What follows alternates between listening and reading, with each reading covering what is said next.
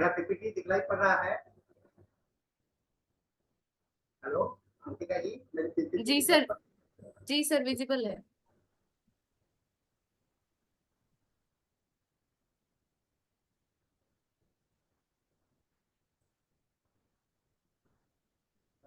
धन्यवाद सभी कोई को। अचानक मुझे सब्जेक्ट को डिसाइड नहीं कर पा रहा था। अचानक सेशन को करने का मुझे आदत सा बन गया है। सुबह मैं क्रॉनिक डिजीज पर बात कर मैं एक लेक्चर दे रहा था, उससे क्रॉनिक डिजीज के प्रीफेस के फर्स्ट एडिशंस के प्रीफेस पर मैं कुछ कर रहा था। तो इसके संदर्भ में मुझे अभी याद आया कि अभी हाल ही में मैंने एक पीपीटी तैयार किया था और इस पीपीटी का नाम है hope in every session of cancer. एक कैंसर जब हो जाता है लोगों को, आज मैं दवा नहीं बताने जा रहा हूँ के साथ में और कैसे मैनेजमेंट करते हैं, कैसे हम लोग काउंसलिंग करेंगे, उसका कुछ एक थोड़ा सा अंश मैं आपके साथ में शेयर करने जा रहा हूँ। और यह है कि सबसे बड़ा अंश क्या होता है शेयरिंग का, कि आपको उम्मीद को बढ़ाना, आप इस रोगी के उम्मीद को जागृत करना। तो inculcating hope in every season of cancer journey.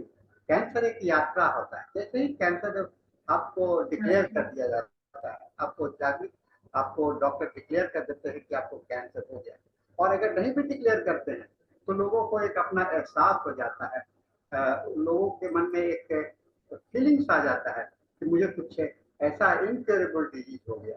तो एक डायग्नोसिस के बाद में और डायग्नोसिस के पहले, ये दो बहुत इंपॉर्टेंट बात होता है, डायग्नोसिस के बाद में और डायग्नोसिस के पहले। तो डायग्नोसिस के पहले की बात, डायग्नोसिस के बाद की बात, और इलाज के दौरान की बात, और जब एक अंतिम समय आता है तो ये 4 चरणों में हम लोगों का रोगी का साथ देना पड़ता है। और एक डॉक्टर ही ऐसा साथी होता है जो कि उसके सभी सीजन में, उसके जीवन इस यात्रा के सभी मौसम में उसके साथ में होता है ना। कैंसर के मौसम में मैं कहूँगा कि रोगी के लिए कैंसर एक मौसम के समान है, एक सीजन के समान है, और इसमें एक डॉक्टर ही है जो उसका पूरा जिंदगी भर साथ देता है। इसलिए हमने यह टॉपिक को सोचा, और होम्योपैथिक अप्रोच हम के साथ में हम इसमें क्या कर सकेंगे, इस पर हम लोग सोचने का प्रयास करेंगे। आइए हम लोग आगे चलते हैं। Experience of cancer is not often as simple as diagnosis, cure and return to the normal life। एक बार जब आपको जानकारी मिल गया, एक बार जब लोगों ने बता दिया, आपको एहसास हो गया, फीलिंग, और ये मन में भी हमारे रिपोर्टरी में रूबिक्स है, fear cancer, apprehension cancer, cancer हो गया, और एक मन में जब ये बात बैठ जाता है कि मुझे कैंसर हो गया, तो कैंसर है चाहे नहीं है, तो आपका जीवन शैली बदल जाता है, आपके अंदर में आप नॉर्मल नहीं रह जाते हो। और कैंसर जर्नी इसके अंदर में एक उतार चढ़ाव होता है, एक उतार होता है, और ऐसा लगता है कभी भी कोई अंत नहीं आएगा, कोई सीमा को हम नहीं क्रॉस। तो एक ऐसे अंधकार क्षेत्र में आप प्रवेश करते हैं जहाँ की आपको किसी भी अंत का दिखलाई नहीं पड़ता है, और चारों बगल अंधेरा ही अंधेरा होता है।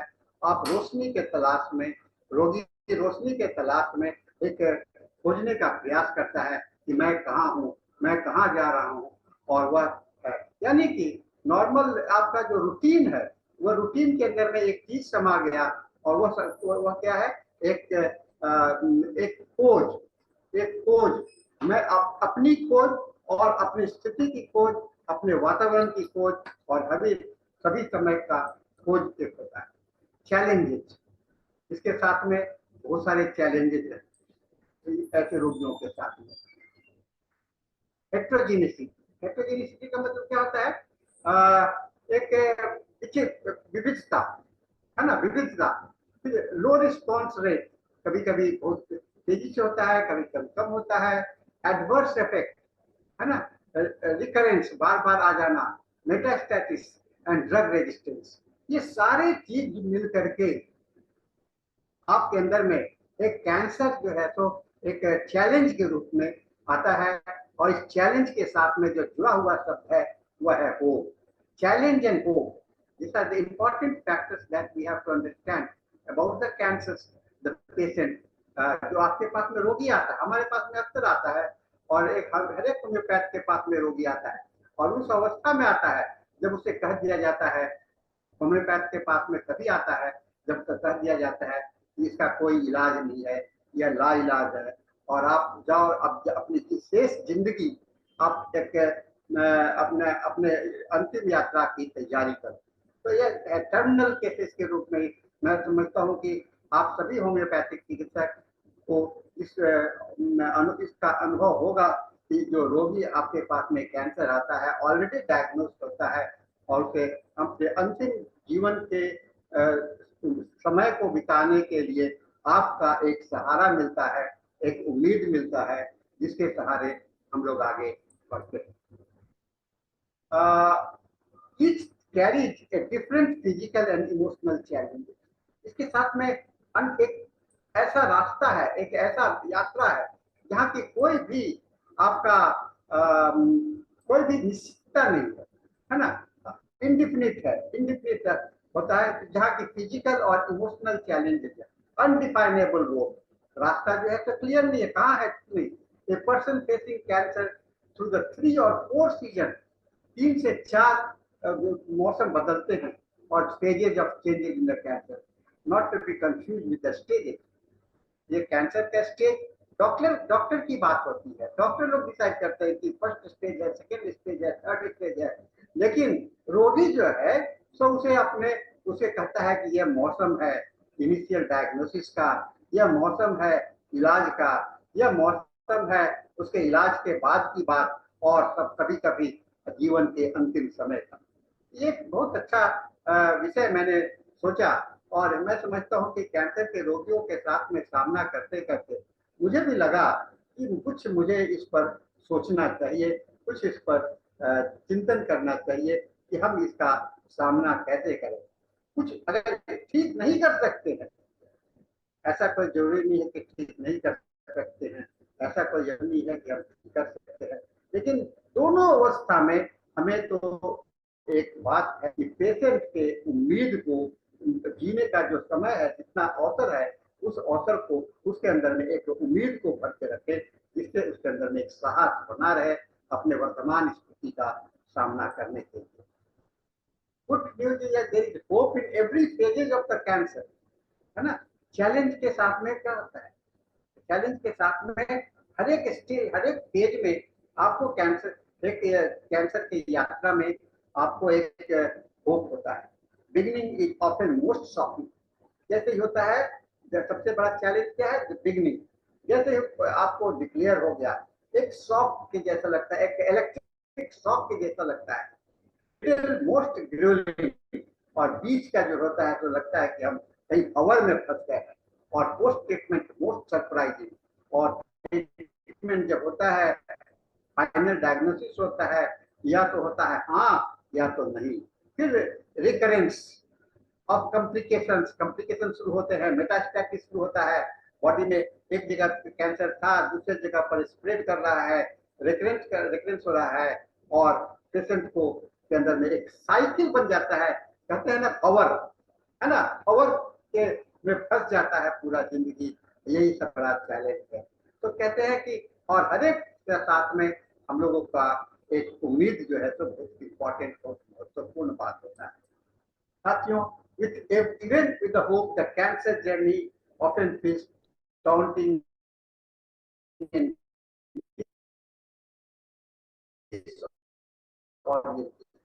इस उम्मीद के बाद भी, बावजूद भी क्या होता है, एक आप बैकग्राउंड का ग्राफ देख रहे होंगे, इस उम्मीद के बावजूद भी यात्रा है आप जैसे प्रयास डिसओरिएंटिंग होता है, और ये होता है just waiting for someone here to say you are here है, कोई तो बता दे कहाँ हूँ, कोई तो बता दे मैं किस जगह पर पहुंचा हूँ, मैं अंतिम पे हूँ, कहीं पर हूँ, और इस उम्मीद में करता है। तो getting lost in the network of hiking trail.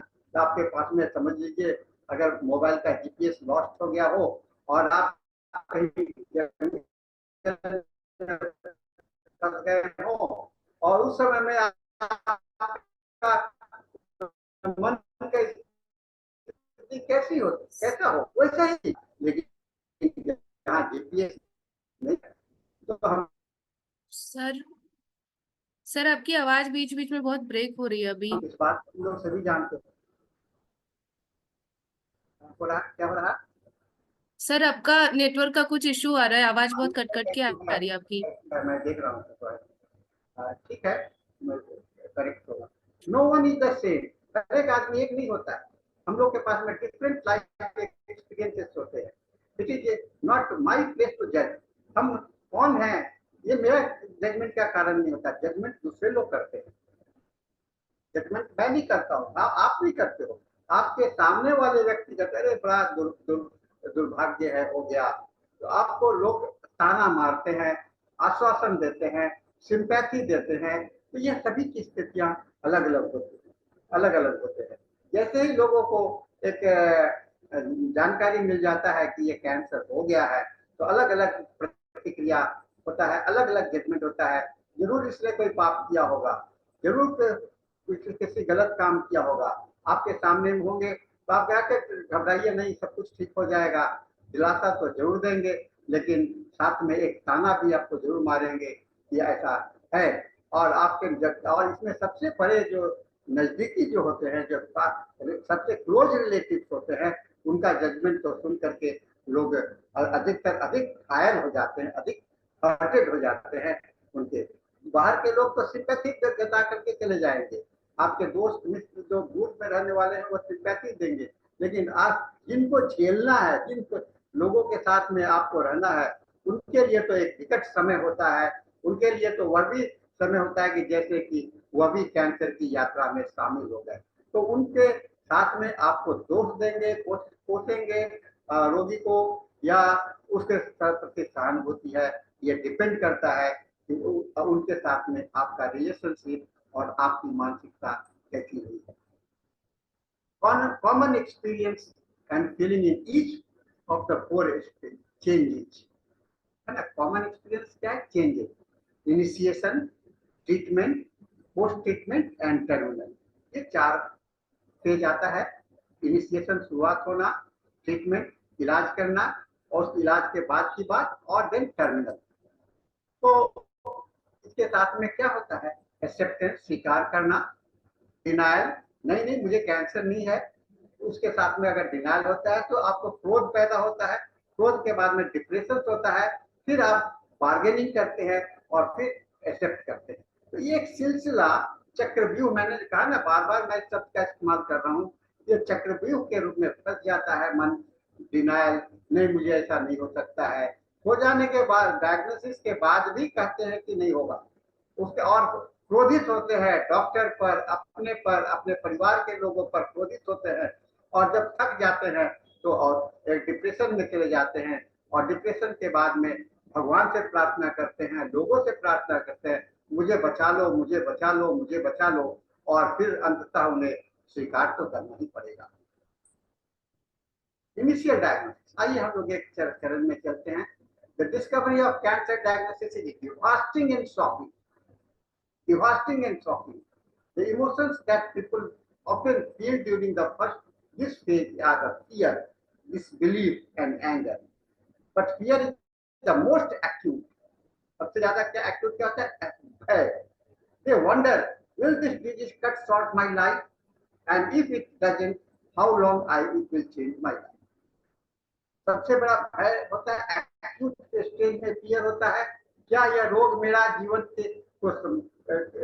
का जो पूरा अवधि है उसको कम कर देगा, या अगर नहीं कम करेगा तो मेरे जीवन में क्या परिवर्तन लाएगा, मेरा अगला जीवन क्या होगा। It can be nearly impossible to think clearly in this phase, as the diagnosis hit a person like a hammer, एक चोट के जैसा लगता है, disrupting their life and ramping emotions over into trial. Meanwhile, there is so much information to gather and critical decision to make. और इसके साथ में क्या है, आपके साथ में बहुत सारी परेशानियां हैं। डॉक्टर का चुनाव करना, क्लिनिक का चुनाव करना, टाइप ऑफ ट्रीटमेंट का चुनाव करना, डिसीजन लेना, और एक जीवन मृत्यु के बीच का। और सबसे बड़ा तो आर्थिक भी होता है, आर्थिक भी होता है। ये बहुत बड़ी बात कैंसर के साथ में कहते हैं कि कैंसर हो गया तो घर जमीन जायदाद सारा बिक्री हो जाता है। आप एक फुटपाथ पर आ जाते हैं, रोग आ जाता है, क्योंकि सारा खर्चा आपको ही बेयर करना पड़ेगा इंश्योरेंस रहने के बावजूद भी। Regardless of this medical outlet, the start of the cancer journey often is more, और आपका मन जो है सो हमेशा भ्रमित रहता है। what you need, हमको यहाँ पर करना क्या है? People in this stage of the cancer journey need support from family, friends, and maybe more that they have. If they have a job, तो उन्हें अगर वो नौकरी पेशा है, बॉस उनके कोवर्कर को प्राइवेसी, और कुछ को प्राइवेसी चाहिए, स्पेस चाहिए और अपने काम करने के लिए, कुछ को कुछ हेल्दी इन्वायरमेंट चाहिए, उन लोगों का साथ चाहिए जिसके साथ में वो अच्छे रह सकते हैं और सभी नीड्स को फेस कर सकते हैं, सामना कर सकते हैं, साथ दे सकते हैं। और सबसे बड़ा उनको एक दिमाग चाहिए, विजडम चाहिए टू बेस्ट केयर कीजिए। Not every diagnosis has a good outlook. आप जानते हो आज के समय में ये बहुत इम्पोर्टेंट विषय हो जाता है कि हर एक डायग्नोसिस सही नहीं होता है।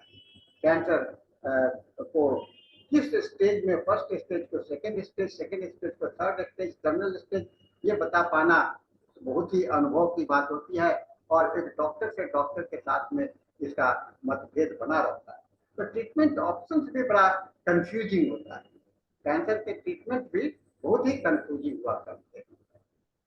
ट्रीटमेंट करना है where the rubber meets the end, meets the road. In this phase, the cancer journey, a person has accepted or begun to accept the diagnosis.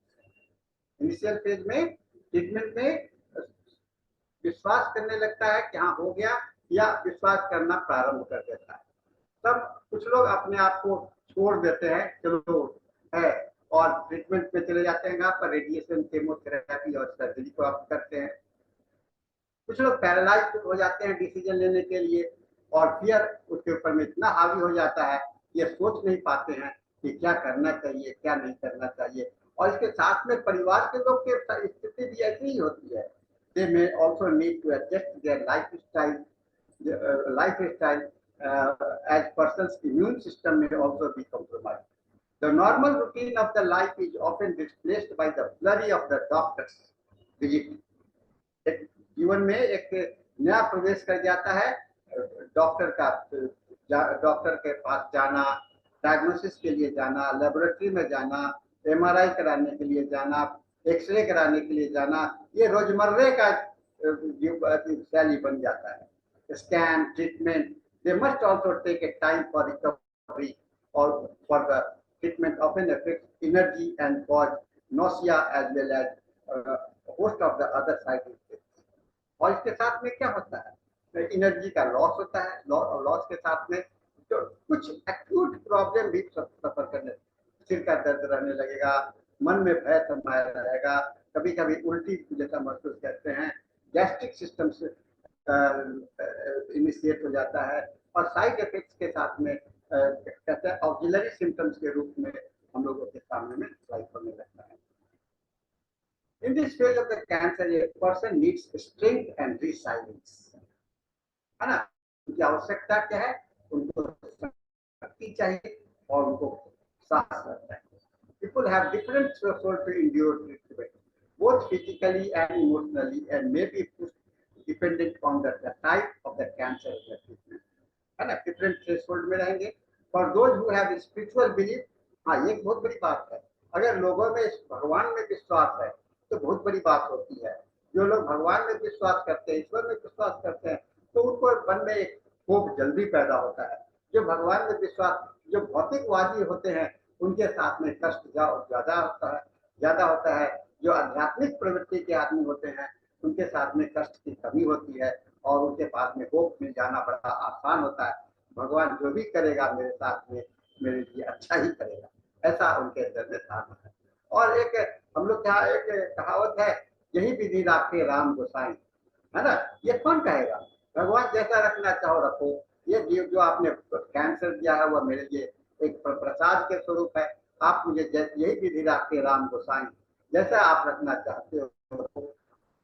और ऐसे में उनको एक साहस मिलता है, हिम्मत मिलता है, या एक स्ट्रेंथ होता है। Depend on the individual personality type पर डिपेंड है। More than anything they need hope and ongoing experience of good that helps carry them through the difficult of their project. Hope is critical for every part of the cancer journey, but especially in the initial phase. अब आता है post treatment का बात। अब कुछ good news भी हो सकते हैं, बैड न्यूज भी हो सकते हैं। While there are lot of good things in this stage of the cancer journey, है ना, कुछ समय पास कर जाता है, अब अनुभव हो जाता है, कष्टों का अनुभव हो गया, सारे चीज का अनुभव हो गया। अब आपके पास में कहते हैं ना, जो प्रारंभिक जो आंधी था, वह आंधी से आप आदी हो जाते हो। उस आंधी जो है, तो आंधी न बन करके जीवन का अंश बन जाता है, और आपके पास में एक कुछ समय मिल जाता है, एक फेज ऑफ टाइम मिल जाता है, जहाँ की आप इसमें आपके लिए एक चैलेंज, एक अलग स्थिति पैदा होती है।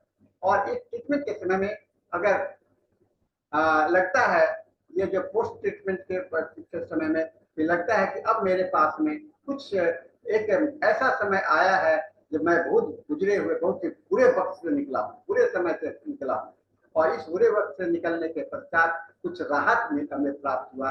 यह एक गुड साइन होता है जब पोस्ट ट्रीटमेंट। मान लो कि किसी को डायग्नोसिस हो गया, कहा गया कि आप इलाज आप चलता रहेगा और आप ठीक रहोगे, तो एक साहस ये जो पोस्ट ट्रीटमेंट का। और after cancer they awareness of the life है चेंज। और अब तक तो आपको महसूस हो गया होगा कि मेरी जिंदगी तो बदल चुकी है, मेरी जिंदगी तो बदल चुकी है, और मैं अब कुछ नए तरीके से जी रहा हूँ। मैं वही व्यक्ति नहीं हूँ जो पहले था, मैं वही व्यक्ति हूँ। इस अवस्था में पेशेंट के अंदर में फीलिंग्स आ जाता है। मैं पेशेंट की भाषा में बात कर रहा हूँ, क्योंकि पेशेंट के साथ में रहते रहते मैं पेशेंट की भाषा को सुनते सुनते मुझे इस बात का एहसास हुआ कि पेशेंट के अंदर में क्या, उसके मनोस्थिति क्या होती है, उसके गार्जियन की मनोस्थिति क्या होती है, पेशेंट की मनोस्थिति क्या होती है। मुझे इसमें इस समय में एक केस याद आ रहा है। एक रोगी मेरे पास में आया था उस समय। मैं पटना में रहता हूँ, और गंगा पार्क माने हाजीपुर के साइड से एक पेशेंट आया था, और मरणासन रोगी था। और उसके जो अटेंडेंट थे, उसका लड़का था, वो लड़का उस रोगी को लेके आया था कि डॉक्टर साहब आप इसके लिए कुछ कर सकते हैं, कुछ ऐसा कीजिए, अगर नहीं कर सकते हैं तो उसको मरने के लिए इसको मरने का भी कुछ दवा दे दीजिए। ये लड़का कहता है कि मरने के लिए भी दवा दे दी। मुझे बड़ा गुस्सा आ गया उसके लड़के पर। मैं कहा कि तो फिर मेरे पास में क्यों आए, गंगा ब्रिज को क्रॉस करके आए हो, उसी के ब्रिज के नीचे तुम अपने पिताजी को फेंक देते। मैं क्रोधित होकर के उसको ऐसा कहा, तो उसको थोड़ा सहम गया। मैं बोला कि तुम्हारे पिता हैं, तुम्हारे साथ में ऐसा ऐसा ये हुआ है, ये स्थिति को अगर तुम नहीं संभालोगे तो कौन संभालेगा। मेरे सामने वो फिर रोने लगा, और रोने के बाद में फिर मैंने उनको दिलासा दिया कि घबराओ ना, जो होगा तो अच्छा ही होगा। वो इलाज चलता रहा। फिर उसके पिताजी बचे तो नहीं, लेकिन मुझे उसके मृत्यु के बाद भी मुझे उसके माध्यम से, उसके पिता लड़के के माध्यम से मुझे और भी कई रोगी मेरे पास में आते हैं। ये एक चैलेंजेस है एक डॉक्टर के सामने में ट्रीटमेंट करना, और उसको काउंसलिंग करना, उसको बताना, है ना। फिजिकल इफेक्ट्स बहुत ज्यादा इंपॉर्टेंट हो जाता है। मेंटल इफेक्ट्स की बात तो मैं किया, फिजिकल इफेक्ट्स भी बहुत इंपॉर्टेंट हो जाता है, क्योंकि एनर्जी का लॉस हुआ होता है। ऑलमोस्ट निचोड़ा हुआ व्यक्ति, सारे एनर्जी को खींच लिया गया हो, ऐसा स्थिति रोगी के अंदर में देखने को मिलता है।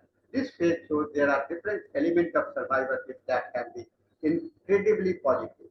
और इस अवस्था में बहुत सारे आप देखोगे, रोगी जब सामने में आएगा तो रोगी के साथ में बैठ करके आप ये महसूस कर सकते हो कि उसके अंदर में कुछ स्ट्रेंथ है, पॉजिटिव पावर है, और आपको उसी पॉजिटिव पावर को बढ़ाना होगा। जैसे रोगी से पूछता हूँ कि आपको पहले क्या अच्छा लगता था, पहले आप जब अच्छे थे तो सबसे अच्छा क्या महसूस है? डॉक्टर साहब मैं तो घूमने जाना पसंद, तो मैं बोलता हूँ कि आप घूमना क्यों नहीं जाते हैं अभी? तो मैं कैसे चलूंगा? मैं बोला कि चलिए जाइए ना, थोड़ा सा काशी का यात्रा कराइए, आपको अच्छा लगेगा। और वो उसको एक बार हिम्मत मिलता है। कोई कहता है कि मुझे गाना सुनना बहुत अच्छा लगता है, तो मैं कहता हूँ बेड पर पड़े हुए हो तो अब क्यों गाना सुनते हो, तुम्हारे पास में मौका मिल गया। और मैं अपना अनुभव देता हूँ कि मुझे एक बार टीबी जैसा हुआ था बीमारी, और मैं बीमार पड़ा था, बेडरिडन था, और मैंने वहां पर अपना जो समय को पास करने के लिए गाना सुनना शुरू किया, और बहुत सारी किताबें पढ़ना, और उस दौरान में मैंने बहुत सारी किताबें पढ़ डाला। तो यह एक है जिसका कि आप उसको मैनेजमेंट कर सकते हो उसके लाइफ सिचुएशन। पोस्ट ट्रीटमेंट में को इस अवसर को सेलिब्रेट करना है ना, सेलिब्रेशन मैं इसलिए यूज कर रहा हूँ कि उस एक समारोह के रूप में जिंदगी को जीने का तरीका पैदा करना, के साथ में इंजॉय करना, उस को ये बहुत इम्पोर्टेंट हो जाता है। It's also time to have the, तो God helps people navigate the survival. भगवान की ओर आस्था बढ़ाना भी हमारे लिए बहुत इम्पोर्टेंट हो जाता है, ईश्वर पर ध्यान दिलाना भी हो जाता है। मैं कहता हूँ कि एक डॉक्टर, और डॉक्टर फ्रेंच ने भी कहा है कि एक चिकित्सक, एक डॉक्टर अगर उसको भगवान पर विश्वास नहीं है तो शायद वो चिकित्सक नहीं हो सकता है। तो हीलिंग प्रोसेस में, कैंसर की यात्रा में सबसे बड़ी बात क्या होती है कि आपका जो जीवन यात्रा हो उसमें अनसर्टिनिटी में सर्टिनिटी की खोज करना, अनिश्चितता में निश्चितता की खोज करना, जो अनसर्टन है उसमें एक निश्चित सर्टेनिटी की खोज करना ही, और उसमें रोगी को एक अनिश्चित दौर में एक दिशा देना, दिशा प्रदान कर देना, उसके लिए आप बहुत ही महत्वपूर्ण बात हो जाता है। और everybody talks about the down sides, हमेशा तो निराशा की बात की जाती है, लेकिन अपसाइड क्या है? द फियर है, unending medical treatment, appointment, duelling treatment, और बहुत सारे चीज है, ये तो डाउन साइड है। लेकिन अपसाइड क्या है? Cancer survivor, a category that includes anyone from initial diagnosis, treatment, post treatment, or end of the life, often experience a radical change in perspective, one that can be incredibly positive if allowed, if it ये है हो सकता है। तो upside ये है कि positive aspect, upside है कि अगर आपके अंदर में, रोगी के अंदर में पॉजिटिव थॉट्स को इंस्टिल कर दें, उसके आत्मविश्वास को बढ़ा दें, वो आप उसके जिंदगी की बदलाव की स्थिति आती है। और इसमें अपसाइड के कुछ पॉइंट्स हैं जो कि मैंने यहाँ पर जिक्र किया हूँ। ग्रेटिट्यूड है ना, सॉरी, ग्रेटिट्यूड, ग्रेटिट्यूड मतलब कि एक आभार व्यक्त करना, perspective, empathy, courage, passion, love and faith, these are the experiences that needs to be inculcated in the cancer survivor experiences. ये सारी बातों को रोगी के अंदर में अगर आप भरने में सफल हो जाते हो तो ये आपके लिए बहुत ही महत्वपूर्ण विषय होता है। एंड ऑफ द लाइफ, अब आइए एक ऐसा स्थिति जहां निश्चित है कि अब बचना नहीं है। This phase of the cancer journey of saying goodbye to life and the people who love, as well as preparing for what to come next. It is important to understand that cancer diagnosis, even in the last stage 1, does not always mean the death sentence.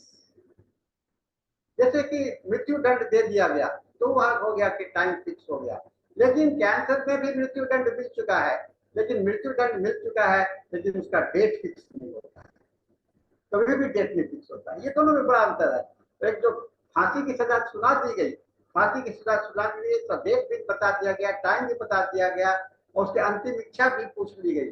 लेकिन cancer में न अंतिम इच्छा पूछी जाती है, न समय का समय आपका निर्धारित होता है, कभी भी अचानक आ सकता है और आपकी जिंदगी को लेकर के चला जा सकता है। और कुछ लोग तो ऐसे भी होते हैं, और मैंने इस अपने प्रैक्टिस के काल में मैंने इस बात को अनुभव किया हूँ कि अंतिम रोगी को कह दिया कि डॉक्टर तुम अब 3 महीना से ज्यादा नहीं बचोगे। डेट नहीं बताएगा लेकिन 3 महीना का अनुमान बताया, और 3 महीना के बाद में वो 6 साल तक जिंदा रहे, 5 साल तक जिंदा रहे, 10 साल तक जिंदा रहे। अलग अलग वेरिएशन में मैंने रोगियों को देखा है। तो आप सोचो कि कैसे परिवर्तन को आपको धोकर डॉक्टर के बातों को भी झुठला सकते हो। ये केवल होम्योपैथी इलाज से नहीं, लेकिन अगर आप उसके अंदर पेशेंट के अंदर में इतना होप भर दो, इतना करेज भर दो, साहस भर दो, तो वो खुद अपनी शक्ति से भी कर सकता है। तो डॉक्टर की शक्ति और रोगी के अपना शक्ति दोनों मिल जाए तो ये एक बहुत बड़ा फैक्टर बनता है, उसके जीवन में एक टर्निंग पॉइंट बन जाए। ये कैंसर उसका पुनर्जीवन का समय बन जाए, उसी अवस्था में पुनर्जीवन। तो अनसर्टेनिटी ये बहुत इंपॉर्टेंट होता है, वेदर और not cancer is the cause.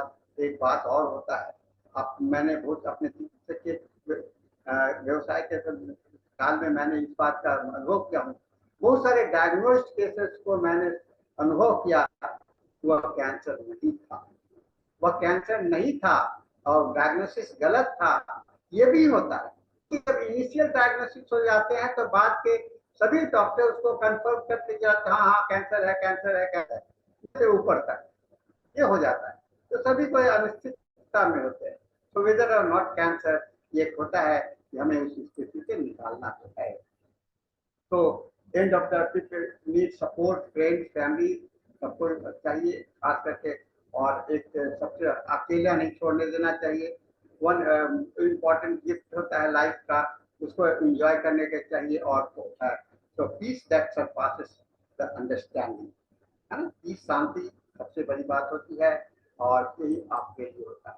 तो आप हम जानते हो हमारे होम्योपैथिक जो हमारे होम्योपैथी के जन्मदाता है, उन्होंने कहा द फिजिशियंस, आप अपनी पहचान करो। Who are you? You are a physicians with a mission to restore the sick to health to cure as it is turn. हम अपने प्रोफेशनल सिस्टम में रहें। Mission is not to culpate interview within speculations and hypothesis में मत जाओ। जो वास्तविकता है उसको देखो, जिसमें आपकी पढ़ाई हो उसको देखो, जो आपकी सीमा है उसको पहचानो, और उस सीमा के तहत ही आप अपने आप को अपने आप को आकलन करो, व्यवहार करो। यही आपका धर्म है, यही आपका मिशन है, यही आपका व्यावसायिक जीवन है। तो फिजिशियंस अप्रोच होलिस्टिक अंडरस्टैंडिंग होना चाहिए, courage to handle the case. ये नहीं कि रोगी सामने में आ गया, पता चला कि कैंसर है तो आपका ही हाथ पैर फूलने लगे, है ना। बहुत से रोगी आते हैं और कहते हैं कि कैंसर। एक बार मुझे याद है मेरे क्लिनिक में एक फर्स्ट टाइम एड्स का पेशेंट आया था, ये 1995 के आसपास की बात है, एड्स का क्लिनिक। तो मैं नहीं जानता था कि उसको एड्स है।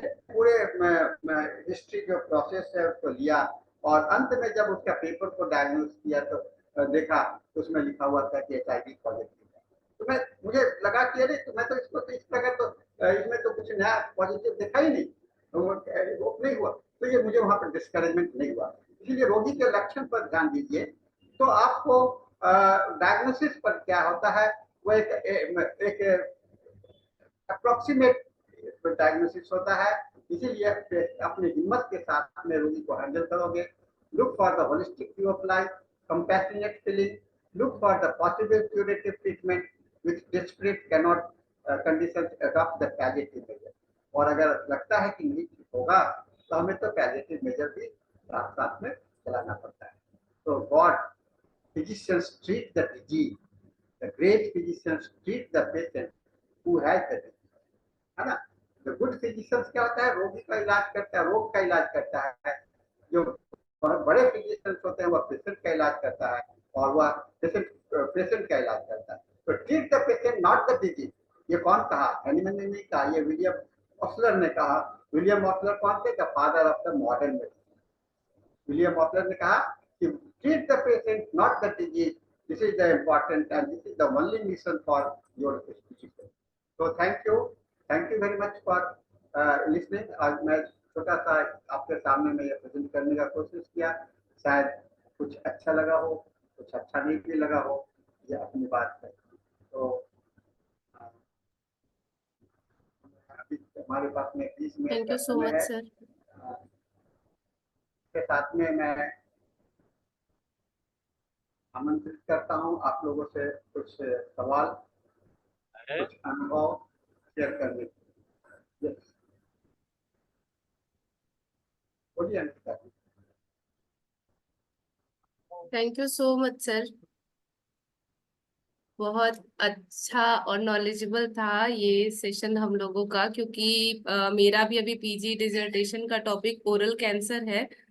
तो अभी मैंने रिसेंटली ही शुरू किया है हॉस्पिटल जाना। और मुझे काफी अच्छा गाइडलाइंस जैसे कि मिल गया कि मुझे अपने पेशेंट से कैसे डील करना है, कैसे बातचीत करनी है और कैसे उनसे टैकल करना है उनकी अगर कोई परेशानी है तो। और बाकी मैं सारे पार्टिसिपेंट्स में से आमंत्रित करना चाहूंगी जिनके भी कोई सवाल या कुछ भी पॉइंट्स हैं जो भी वो पूछना या बताना चाहते हो।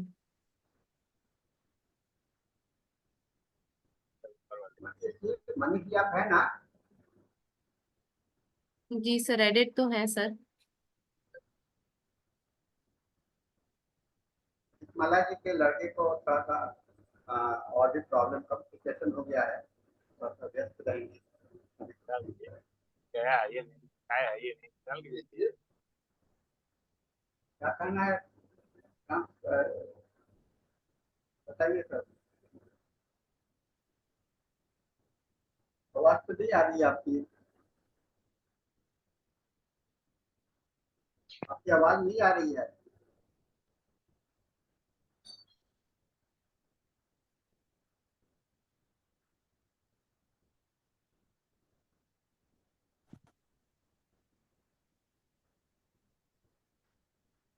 आवाज नहीं आ रही है, आपका माइक म्यूटेड है, माइक को ऑन कीजिएगा तब ना होगा।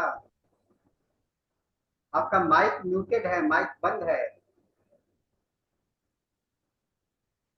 अनम्यूट कीजिए अपने आप, म्यूट कीजिए।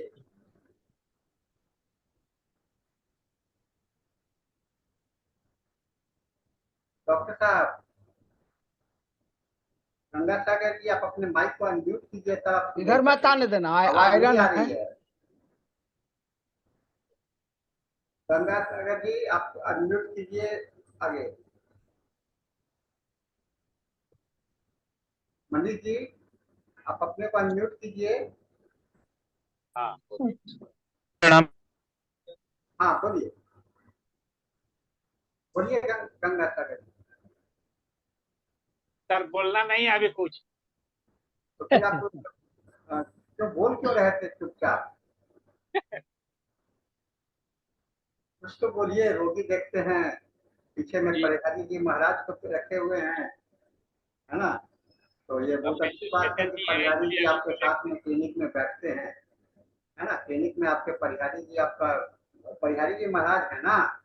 जी हाँ मैं एडमिन साहब पहचानता भी हूँ है, आपके महाराज जी को। तो थोड़ा सा एडमिन साहब भी मनीष जी आप चलिए। बोल रहे थे। जी सर। हाँ बोलिए मनीष जी। सर मैं कुछ नहीं बोल रहा था, आप, मुझे लगा आप कुछ पूछ रहे थे। हाँ मैं चलिए, नहीं पूछ रहा कोई था बोल कि रहा है। कैंसर का कोई अनुभव है तो बताइए। ठीक है सर।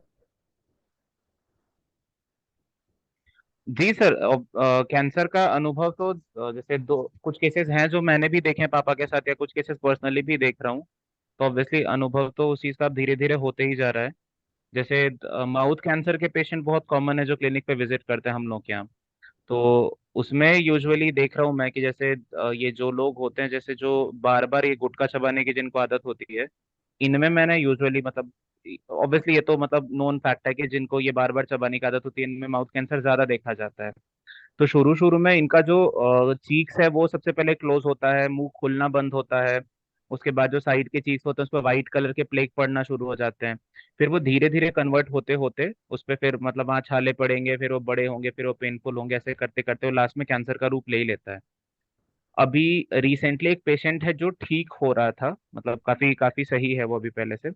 तो उसके मुकेश नाम है इस पेशेंट का। और ये बेसिकली मतलब एक शॉप चलाने वाला आदमी था। तो इसके में नक्स ओमेगा दी जा रही है, 1 ml दिया जा रहा है इसको स्टार्ट, और हर 15 दिन में एक बार दिया जाता है। तो इस केस में क्या हो रहा था कि इसके चीक्स पे मतलब पूरा अंदर अंदर की तरफ हो रखे थे और काफी मतलब काफी फ्लेयर्ड अप था।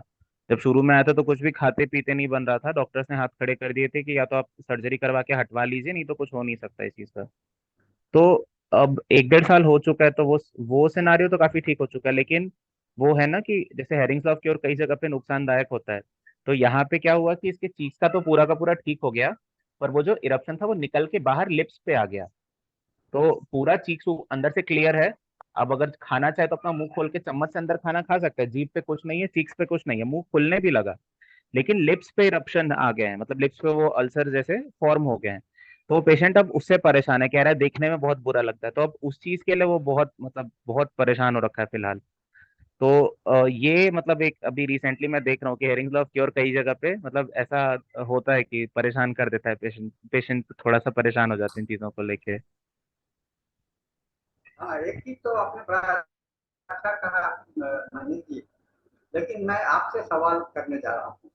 ये तो जी सर। कैंसर की यात्रा की बात थी, आपके उसके जर्नी में हमने क्या पोस्ट ट्रीटमेंट की बात करी, लेकिन उस पोस्ट ट्रीटमेंट के दौरान में आपने पेशेंट के साथ में, मेरा जो विषय था ट्रीटमेंट नहीं था आज का, मेरा विषय था कि पोस्ट ट्रीटमेंट से या इनिशियल स्टेज से या जब से आपके रोगी आपके हाथ में थे आता है, तो उस समय से लेकर के पेशेंट के साथ में आपका रिलेशनशिप कैसे स्टैब्लिश होता है, आप उसके साथ में कैसा बर्ताव करते हो, उसके अंदर में होने वाले चेंजेस को कैसे, क्योंकि देखिए कैंसर का जो रोगी होता है उसका सबसे बड़ी बात क्या होती है, उसका मन के अंदर में जो वेवलेंथ होते हैं ना, वो इतना फास्ट मूव करता है, तो स्टेबिलिटी नहीं होता है। उस वेवलेंथ को स्टेबलाइज करना सबसे बड़ा इम्पोर्टेंट काम होता है। वो मेडिसिन के माध्यम से करो या उसके काउंसलिंग के माध्यम से करो, ये दोनों चीज का बहुत जरूरी होता है ना। जैसे कभी कभी एक रोगी आते हैं हम लोग के पास में, और उसके गार्जियन हमको पहले से आकर के कहते हैं सर इसको कैंसर हो गया है, इसको बताइएगा नहीं, हम लोग बताया नहीं है कैंसर हो गया। तो मैं कहा कि मैं मुझसे आप क्यों उम्मीद करते हैं क्या मैं बता दूंगा उसको कैंसर हो गया। मैं तो कैंसर नहीं भी होने वाले को भी हो गया है उसको भी नहीं कहता हूँ कि कैंसर हो गया। लेकिन एक बात है, कैंसर हो गया है और पेशेंट के अंदर में अनुभूति तो हो जाती है, उसके मन में रहता है डॉक्टर जरूर कोई मुझसे छिपाया जा रहा है, इस बात को नजरअंदाज आप नहीं कर सकते, छिपाया जा रहा है, इस बात को उसको फीलिंग्स होता है, और बार बार उसको लगता है कि कोई ना कोई लोग मुझसे छिपा रहा है, और यह उसके लिए बहुत बड़ा प्रॉब्लम होता है, छिपाने की बात है ना। तो छिपाने की बात ना हो करके मैं रोगी को इस तरह से हैंडल करता हूँ। अच्छा आप बोलिए आपको जीने का कितना समय चाहिए, कितना उम्मीद है, मैं अलग अलग उसके मेंटल स्टेट को देख करके सिचुएशन को देख करके मैं सवाल करता हूँ, और उसके साथ में उनको इस बात का एहसास करता हूँ, दिलाने का भी कोशिश करता हूँ कि कैंसर नहीं है, कभी कोई अचानक आपके अंदर में फेसेस कोई चैलेंज आ जाए तो उसको कैसे फेस कीजिएगा। ये पहले आपको बैकग्राउंड बनाना पड़ेगा, अंत में तो उसे मालूम हो ही जाएगा, है ना, और आप झूठे साबित हो जाइएगा, ठीक है, अंत में तो उसे मालूम होना ही है। तो ऐसे में सही बात है। आपको उसके अंदर में एक मेंटली प्रिपेयर्डनेस एक बहुत इंपॉर्टेंट फैक्टर होता है, mental preparedness to accept the reality, accept the reality. तो उसको पीस मिल में तेज वाइज चल करके एक्सेप्टेंस को पैदा करना हम लोगों के लिए बहुत ही जरूरी होता है। हम लोग उसको वहां पर पीस उसको ले जा सकते हैं, ये इसको है। और आप जब इस तरह के रोगी के साथ में इतने कंपैशनेट फीलिंग्स होगा, जो कहते हैं कि डॉक्टर रोगी के साथ में आप सिंपैथी ज्यादा मत शो करो, मैं कहा कि अगर सिंपैथी न शो करोगे तो तुम आप डॉक्टर बन ही नहीं सकते हो, है ना। डॉक्टर अगर पेशेंट के साथ में सिंपैथेटिक नहीं होगा तो वह डॉक्टर बन ही नहीं सकता है, डॉक्टर कहलाने का अधिकारी ही नहीं होता है। उसके पेशेंट के साथ में आपको निश्चित रूप से माइंड पेशेंट का बिहेवियर बहुत ही इरेटिक होता है, बहुत ही इरेटिक होता है, आपसे क्या से क्या सवाल कर बैठेगा, बहुत ही कहते हैं ना इम्पल्सिव बिहेवियर हो जाता है ना। पर्सनैलिटी डिजॉर्डर का बहुत सारा काम करते हैं मनीष जी।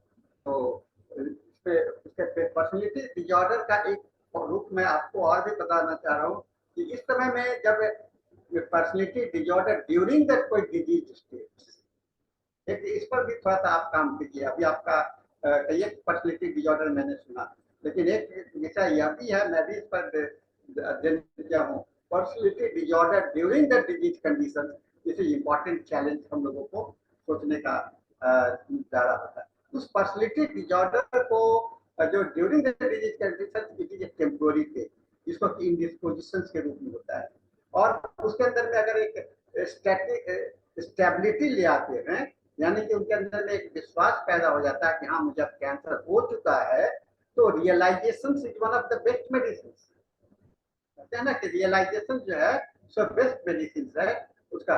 और उसे जब हो चुका है इस बात का एहसास हो जाता है, तो उसको एक बात को दिमाग में और भी बैठाने की जरूरत पड़ता है कि हाँ अब इसके साथ में हम कैसे जिंदा रहें।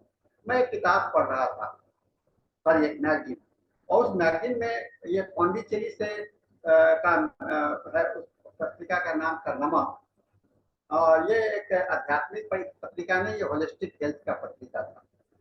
पौंडीचेरी से पत्रिका साल में 2 ही इशू निकलता है उसका। उसमें एक I lived with the cancer for 40 years, एक आर्टिकल था, बड़ा इंपॉर्टेंट आर्टिकल, मुझे बहुत आकर्षित किया। I lived with the cancer for 40 years, 40 वर्षों तक मैं कैंसर से के साथ रहा। ये होता है, और अगर उसको 40 उसके उम्र उसके कैंसर के साथ में जीने का उत्साह पैदा कर दे, तो एक बहुत बड़ी बात हो जाती है ना, कैंसर के साथ में जीने का, है ना, living with acceptance, acceptance as a cancer as a part of the life. मेरे जीवन का, मेरी एक नौकरी है, मेरा परिवार है, उसी तरह से कैंसर भी मेरा एक परिवार है, एक मेरा साथी है ना, जीवन साथी है। उसमें मैंने इस बात को देखा, कैंसर भी मेरा जीवन साथी है, और इस जीवन साथी को उसके कैंसर के साथ में दोस्ती करना। उन्होंने क्या कहा, कैंसर के साथ में एक दोस्ती करना, एक फ्रेंडशिप डेवलप करना, दिस इज वेरी इंपॉर्टेंट। आपने उसने डेवलप किया कि कैंसर के साथ में दोस्ती करना। और वो एक मिलिट्री ऑफिसर था, और उस मिलिट्री ऑफिसर को ऐसे भी हिम्मत जल्दी आ जाता है, उसने उसको जिया, और साथ साथ अंत समय उनके लिए बहुत ही टर्मिनल स्टेज जो है तो काफी सुखद रहा। कैंसर कभी कभी ठीक नहीं होता है, ये बात हम लोग जानते हैं, लेकिन ठीक नहीं होता है तो उसके साथ में जीने के लिए समझौता। हम लोग कहते हैं कि लाइफ में हम लोग को 3 बहुत इंपॉर्टेंट पार्ट से झेलना पड़ता है और सीखना चाहिए लाइफ को जीने के लिए। एक तो हमें फाइट करना, लड़ना, है ना, लड़ना, जहां हमारी शक्ति हो वहां लड़ना। दूसरा हमें समझौता करना, और तीसरा हमें भाग जाना, है ना। और सबसे खराब नीति होती है भाग जाना। भागना जो है ना, भगेड़ू जो होता है, वो रणनीति रन छोड़ करके भाग जाते हैं, वह नहीं करना है। 2 बात तो आप कर सकते हो, समझौता कर सकते हो जीने के लिए, क्योंकि लाइफ जो है तो बहुत प्रीशियस होता है। कहते हैं, हनीमैन ने क्या कहा, highest purpose of your living what is, क्या है। हनीमैन ने 9th में सवाल किया, आपके जीवन का सबसे हाईएस्ट पर्पस क्या है। कोई कहता है पैसा कमाना, कमाना, परिवार पर रहना, ये सब नहीं है, ये तो आपका जीवन यात्रा का अंश है। हाईएस्ट पर्पस डॉक्टर हेनीमैन का सवाल का जवाब ये है, to maintain your life, maintain your life as far as possible. आपने इसका नाम सुना, एक जो बहुत बड़ा कंप्यूटर का था, जो सारा बॉडी उसका पैरालाइज हो गया था, क्या नाम था, इट्स अभी हॉकिंग, हॉकिंग, हॉकिंग, हॉकिंग। तो उसका सारा खाली एक ब्रेन खाली काम कर रहा था। जी अब सर। सोचो वो आदमी कैसे जिंदा रहा होगा, और उसके साथ में वो काम करता रहा हो, और अंतिम समय में उसको ये बात का भी एहसास नहीं, physically paralyse, mentally paralyse, everything paralyse, but he was alive. Everything was paralyse but he was alive. This is important factor जो कि हम लोग को सीखने का, हम लोगों को सीखने का प्रयास करना चाहिए, रोगी के अंदर में भी जागृत करने का प्रयास करना चाहिए। ये बहुत इंपॉर्टेंट कैसे होता है। हरि नारायण जी, आपने तो बड़ा सवाल किया है मेरे विषय से हट करके। मैं तो दवा ना बताने के लिए आज आया था, और ना मैं किसी रोग के विषय में जानकारी लेकर आपको देने आया था। मैंने नहीं बताया था कि लीवर कैंसर में HbA पॉजिटिव होगा तो उसका क्या टेस्ट होगा। तो हरिनारायण जी, पैथोलॉजी पर तो बहुत अच्छी बातें हैं, पैथोलॉजी तो ध्यान में रखते ही हैं, लेकिन एक बात का तो ध्यान में रखना पड़ेगा कि ये जो पैथोलॉजी जो है HbA पॉजिटिव जो है, तो ये मैक्सिमम केसेस में पॉजिटिव ही हुआ करता है। क्योंकि आपने सवाल किया है इसलिए मुझे उत्तर तो देना ही पड़ेगा। पॉजिटिव हुआ करता है, और पॉजिटिव पर ध्यान, मान लो कि आपने पॉजिटिव ध्यान भी लिया तो आपके पास नहीं होता है, दवा क्या होता है, आपको टोटलिटी ऑफ सिम्टम्स होता है। उस टोटलिटी सिम्टम्स ही बहुत ही महत्वपूर्ण होता है। उसी टोटलिटी ऑफ सिम्टम्स को ही ध्यान में रख करके आपको ट्रीटमेंट करना था। इस चीज को है आज का विषय जो है मुख्य यही था कि हम लोग कैसे रोगी के साथ में रिलेशनशिप डेवलप करें। इसलिए मैंने कहा hope for every season of the cancer, hope for in the every season of the cancer. ठीक है, तो 4 मिनट और बचा है और हम लोग कुछ समय राम प्रवेश जी को भी दे सकते हैं आज। सर प्रणाम। हाँ सर प्रणाम।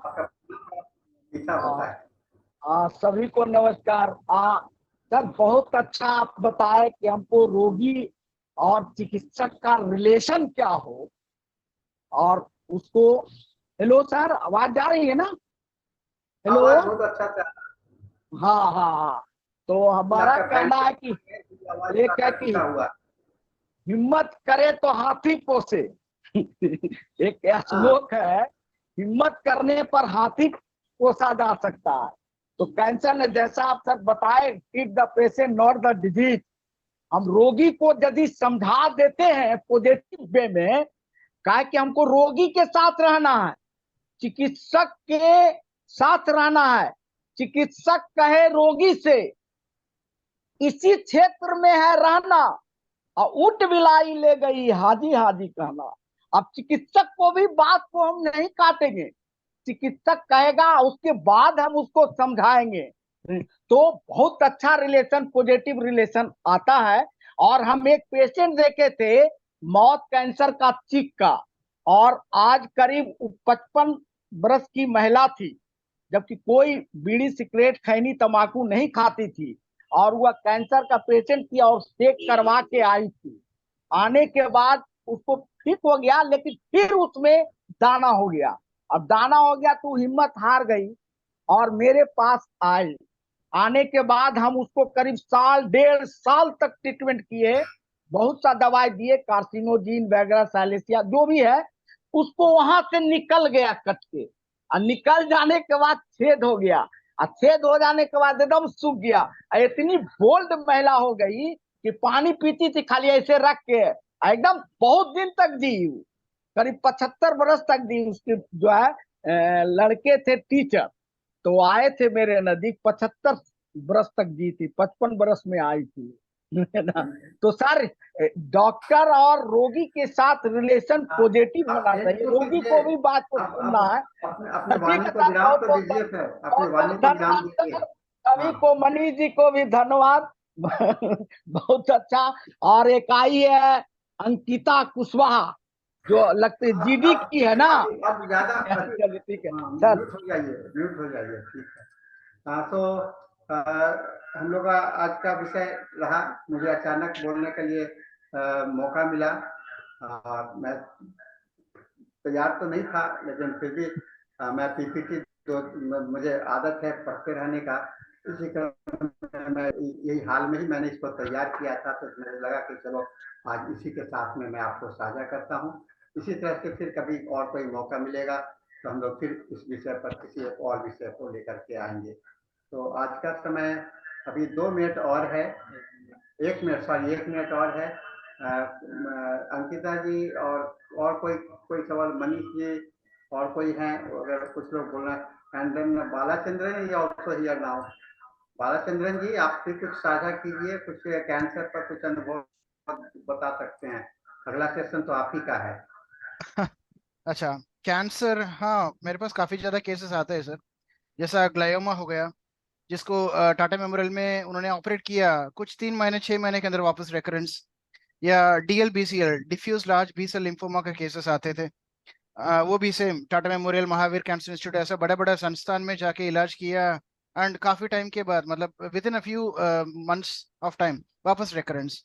तो ये क्यों हो रहा है, ये पहले समझना जरूरी होना चाहिए, क्योंकि जनरली क्या है कि लोग होप ये देते हैं कैंसर ट्रीटमेंट में, कीमो रेडियो करने के बाद कैंसर का रेकरेंस जो है फ्रीक्वेंसी कम होता है ऐसे, बट आजकल के ज़माने में ऐसा है कि कीमो रेडियो देने के बाद बावजूद भी with in a few months of time उसका रेकरेंस आते रहते हैं। इसका रीज़न क्या है? पेशेंट का लाइफ स्टडी करना बहुत ज़रूरी है कि क्या कर रहा है, क्या नहीं कर रहा है, उसमें मेंटेनिंग कॉजेस वगैरह कुछ है क्या जो कैंसर को वापस रीग्रोथ करने के लिए ये कर रहा है। उसका कॉन्स्टिट्यूशन स्टडी करना बहुत ज़रूरी है। जनरली एलोपैथिक प्रैक्टिस में ये नहीं होता है, कॉन्स्टिट्यूशनल स्टडी नहीं होता है। कल they will focus only on the pathology, कहाँ पे कैंसर है, कौन सा स्टेज में है, उसके ग्रेडिंग एंड स्टेजिंग करेंगे। ग्रेडिंग एंड स्टेजिंग करने के बाद उसके क्या ट्रीटमेंट मोडेलिटी हो सकते हैं, पेशेंट का एज क्या है, उसके हेल्थ कंडीशन क्या है, ये देखकर तीन ही हो सकता है। एक हो सकता है सर्जरी फॉलोड बाय कीमोथेरेपी और रेडियोथेरेपी, और एल्स अगर ट्यूमर बहुत बड़ा रहा तो पहले कीमो रेडियो की तरह दे देंगे, थोड़ा सा ट्यूमर को सूखने देंगे, उसके बाद सर्जरी करेंगे, एंड सर्जरी के बाद followed by chemo radio Thank हो you, सकता sir. है। Thank you. Yeah. Okay, now Thanks. the time is up now, and your session will start now. Yes, yes, sir. So over to Dr. Hubert and Dr. Balachandran ji. Both of you, you are getting ready for the next session, and with this, we hand over the session to Dr. Hubert and Dr. Balachandran ji. Thank you, sir. Thank you, sir. Thank you, sir. Fahani, sir. Thank you. Manish, Dr. Manish and Ankit.